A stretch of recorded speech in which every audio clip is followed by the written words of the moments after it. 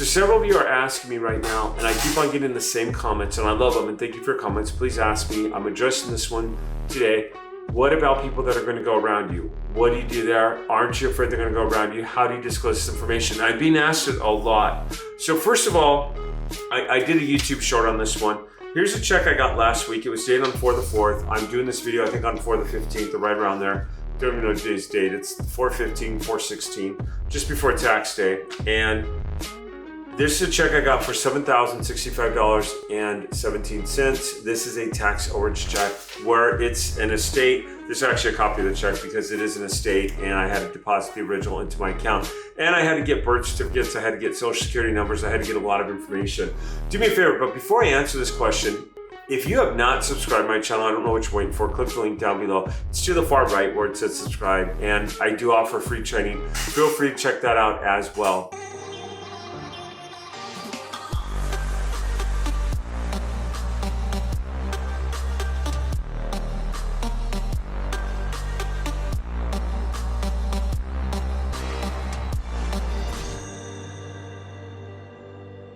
I have this channel because I have a lot of people that have emailed me like, hey, I've been successful. Hey, I love your channel. This is great. So it's about your success. So I have several contracts that I have gotten in the last 48 hours that I haven't even gone through. I'm supposed to get a couple checks. I was hoping I had a couple more to show you than just the one, but just to show you one. Okay, this is a return mail. I've got to find out what's going on here.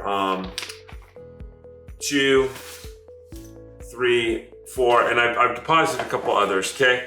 Now, a notary has sent me a couple social security numbers and driver's license that came in later, so not all these envelopes may have it, but let's talk about how to get this information and what to do about it. So I'm gonna open up my first envelope here. Okay. So I have a check item of everything that I need from this person. And I mentioned here a copy of the driver's license, copy of the document states that you've done business with the reported company, utility bill, social security number, death certificate. So I give a bullet list of everything that they need in this right here. I'm hiding addresses and names, but it gives like a detailed bullet list of exactly what I need. First thing I have is an uncompleted table of heirship, which I'll see if I need that or not. Signed. Okay, this is definitely a probate. I have a probate form signed. And I have a standard investigator's agreement. This one is for just over 10 grand. And it is a IRA mutual fund. So I always should go through and comb through and see if there's anything else. Here is a claim for abandoned property. It is notarized, which that is one of the most important things. Okay, and then I've got some additional forms. I have a death certificate right here, and I have the acknowledgement of death certificate. Okay, so let me see if I have a social security number in here. If I have a social security number in here, I will say that yes, I do. I have, the client has put their social security number in the documents and the paperwork.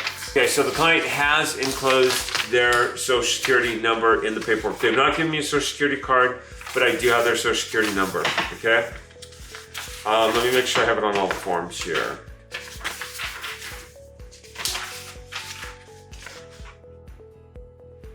Okay. I will double check and see if this is the one that they sent me the social security card. I will do that right now. Let me jump online as I'm doing this. Good to see everyone. Okay, so this one, I do have the social security number on it, but I don't actually have a physical copy of the social security number. So I will verify with this, it is a probate. I will verify with this one where that's at, because I do like to send those in. So it's interesting, I did get a copy of the social security number, but I don't have a copy of the social security card. Okay, I'm gonna talk about how I get these. Let's go to contract number 2. And I'm not gonna open up all these contracts for you, but I'm gonna open up. This one I received, I believe today. And then I actually had to go get something, and I was out. I went to the mailbox twice. I got a notice that I had a second package. Okay, so what do I have here? So this one is my second one. I have the standard investigator's agreement. Okay, I do have the social security number, or I do not. Oh yeah, I do. It's right here. I have they've put their full social security number in here. And this one is a claim. It is about $1,000 payout. and it is dividends. Okay, so yeah, so this one is, so you look at the 2 contracts I have, that's $2,000. I'll have two mailers out. I do need a copy of this Social Security card though, right here. This one, as the guy said at the UPS store, it looks like it got ran over or something like that. This is really interesting. Let's see what's in this sorry looking envelope. My letter envelope somewhere. My desk is an absolute mess right now.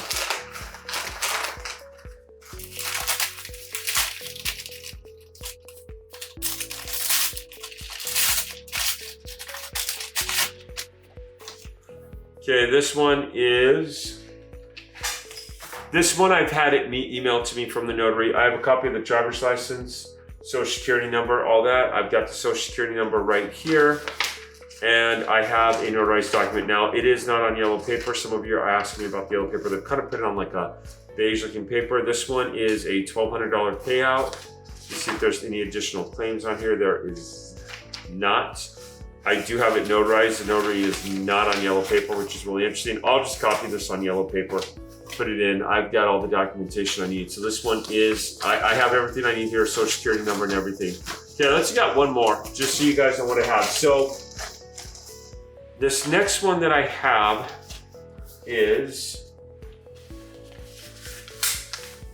this one's really, really thick. This will be the last one that I open.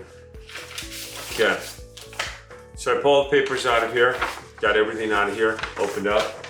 All right, so let's see what I got here. First thing I have is a death certificate in County of Alameda, a birth certificate. So this will prove the birth and death.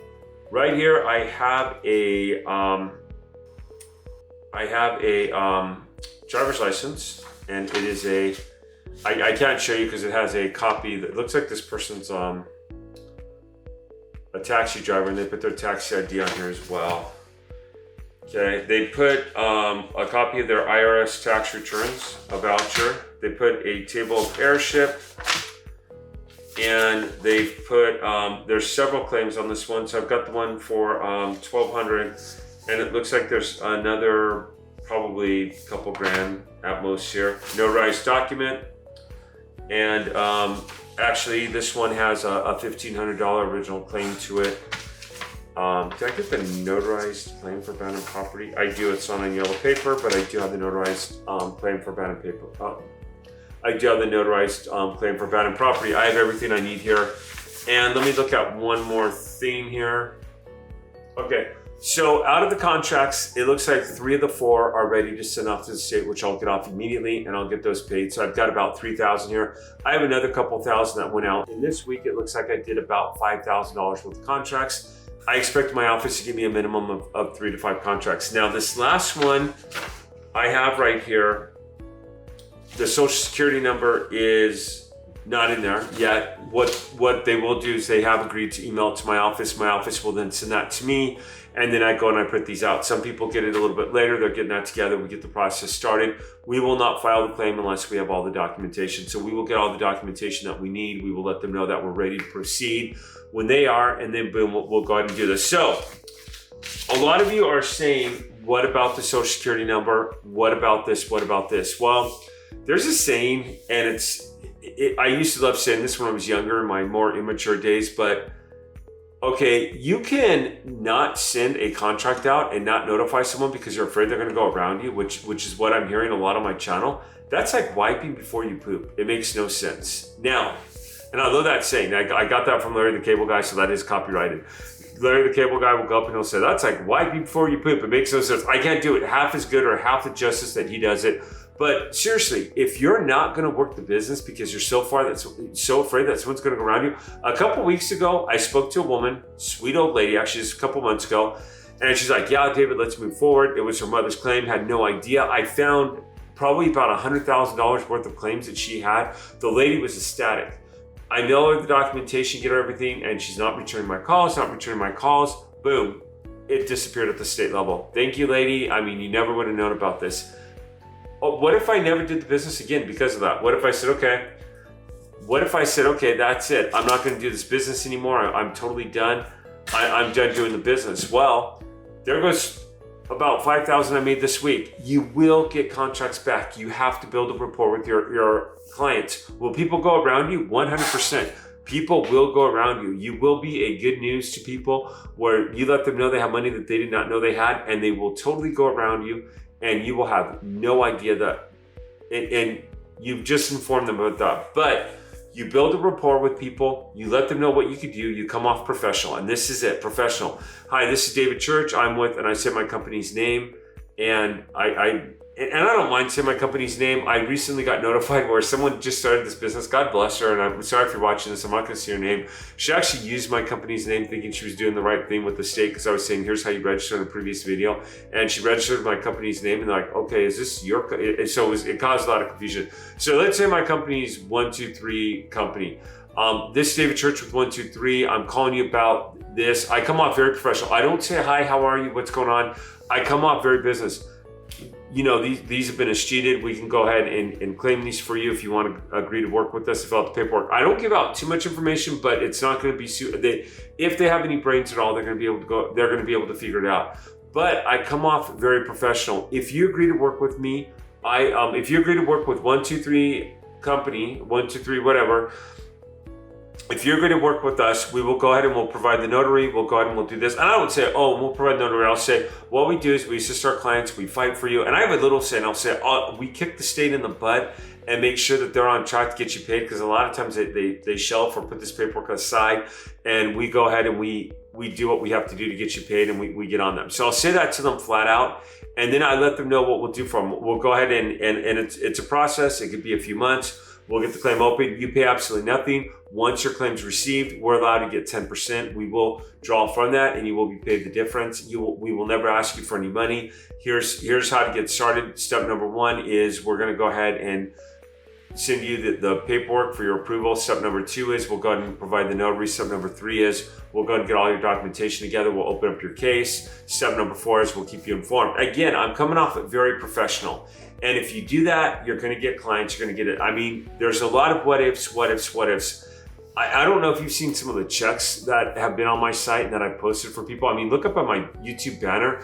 Most of these checks are checks that my clients have gotten, not that I've gotten. I have several people that are doing 6 figures a year on this. I have a guy who he's on one of my earlier videos. He had a construction company in Fresno, California, and he said that he wished he had known about this business. He talks about all the overhead, all the state taxes, all the state regulations, all the smog checks, all this, because he was talking to me on his first coaching call. And I'm intimidated. I'm like, wow, what's someone like you with 100 trucks? He had like over 100 trucks, and he was telling me where his company was. I had actually seen it. You're going off the 5 freeway, and they're all parked right there. And I'm like, I know exactly where you're talking about. And he's like, yeah, it was my company. I owned it. And I'm like, wow, what's someone like you doing with me? And he goes, dude, I wish I'd known about you. I made so much money. You will make money on this business. So I mean, I can pound this and pound this and pound this, but you see my checks, you've seen my videos, you've seen the contracts. 3 of the 4, I have a couple on the email. I have one that's in there. I have all the information. One is very vague,